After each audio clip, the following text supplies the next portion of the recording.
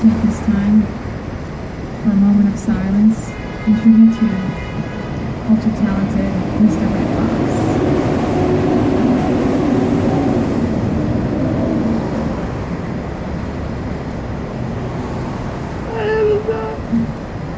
Something like that. Yes. I was having a heart attack all the time. Right. I used to watch that show all the time. That was an awesome show. Yeah. Oh, God. All right, so maybe we could talk about what we talked about. What are you doing now? Actually, I guess abusing John on the message board. He was sending them to me. He sent his emails to John. Yeah. So I was like, I let the board go the way it is, I just, but then all of a sudden I started making believe I was this guy, Michael Ian Thomas, I think his name was, the kid that played in, oh gosh, what the heck was the name of that show now? Like, I can't remember the name of the show. Who was the little kid? The little kid. And Which one? And he talked like this, and he saved the kids on the bus that goes in the water. It was a movie about I feel like my father talking about a movie. I can't remember what it's about. But Michael. No, not Macaulay. White or black or Spanish or Chinese? White kid, but he was like a dwarf. And he talked like this, and he had glasses on. Oh. And he only appeared in the one show, and a couple of big name actors were in it. But anyway, I used to imitate. I was him on the message board, and he was then going back and forth with me. Oh, John King still, whatever. And Michael Ian Thomas, whatever the kid's name was, going, well, Mr. King was such an important part of my career that I pasted on my Facebook page, and I took a picture off the video of John King. Him and John would sit with his sweaters, and I have a whole transcript of the dialogue on the message board based on, I think, the John King scenario, the John King dialogue. And sure enough, it has Michael Ian Smith with the nuclear warrior arguing as he's calling John, he's just, it's actually truly comic.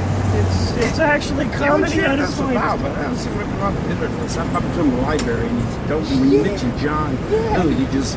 And then I called John, said, John, what's the thing happening with John?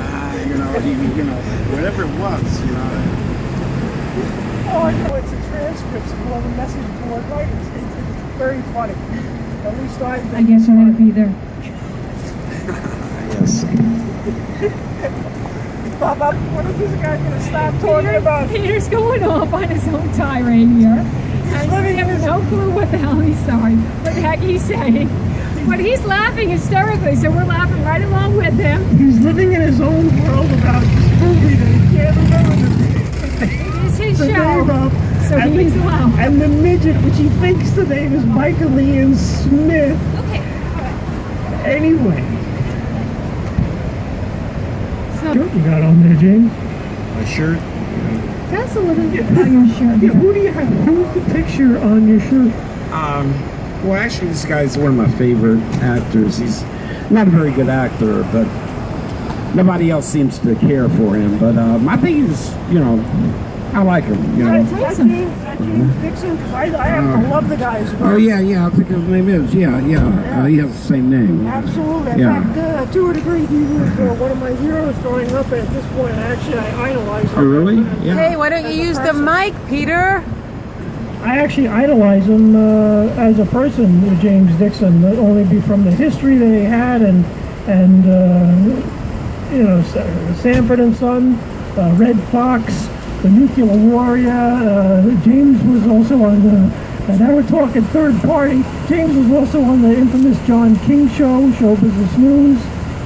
I love this guy. What a great advertising source. So if they miss the gorgeous James Dixon, they have him times two.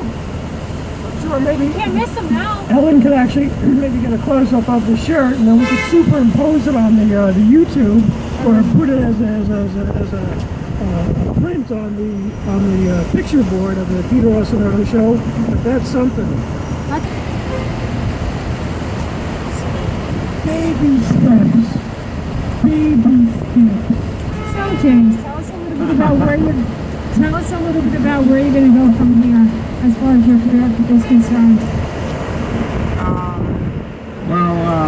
I was going to say hopefully higher and higher. I just got an audition for what is that? Broad City. It's something around a new thing on Comedy Central. Yeah, his agent just called me up last night. I went on there Monday. I worked on it about 6 months ago. You know, they were shooting that, the video web, and they made the transition to Comedy Central, Broad City, and I was in the promo, but somehow it seemed like I cut out. But the director said, yeah, I'm going to call you, you know, they like me, so they're going to call you back. So, yeah, anyway, I get this call last night from his agent. He has an audition for me Monday. So, you know. Yeah, NBC,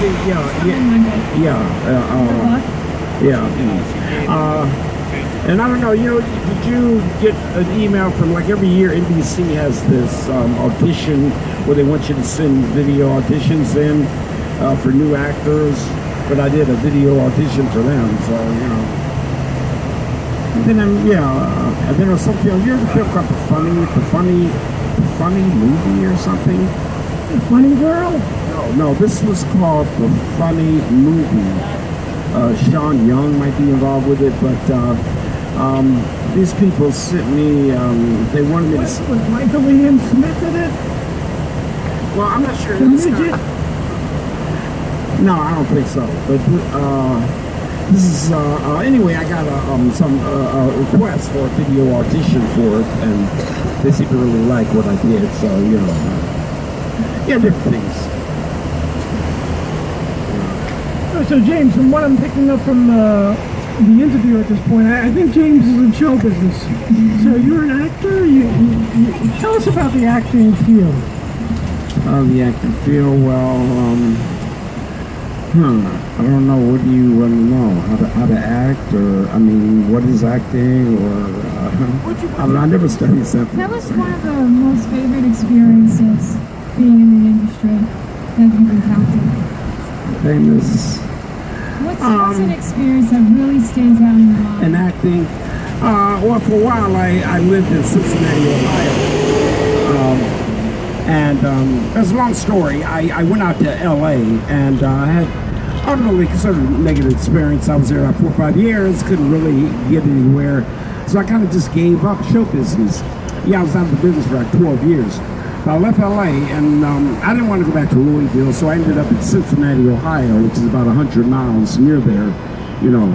And I was, you know, doing other things. I was volunteering with the Boys Club, and I decided to start a little drama group there. And anyway, this inspired me to get reinterested in acting.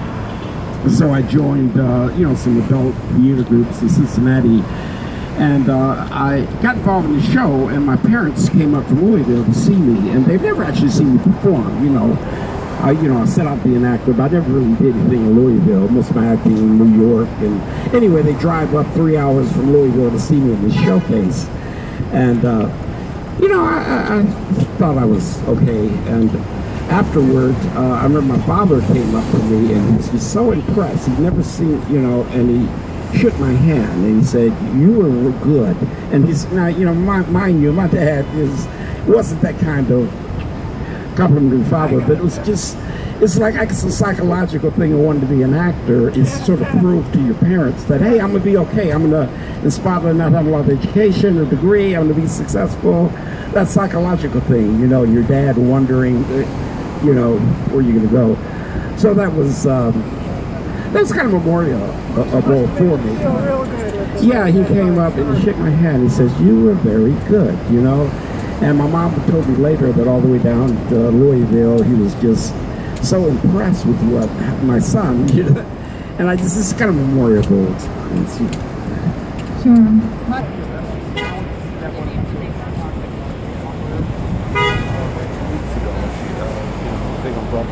Two bucks back. No, 2 bucks before the music. Oh, use your mics. Okay, all right, we're wrapping it up today.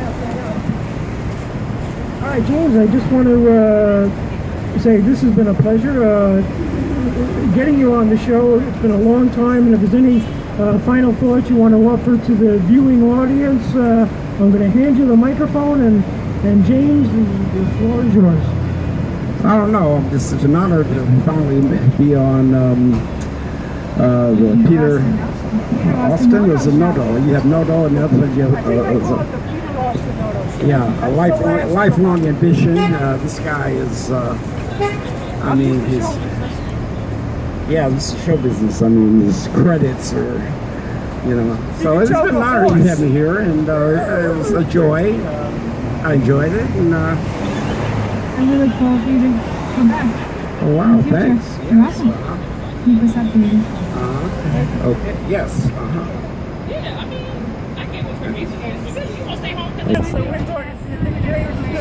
Yes, James, it was great having you. And just know you're in every episode. In the last 4 episodes, James, you weren't there, but you were there anyway.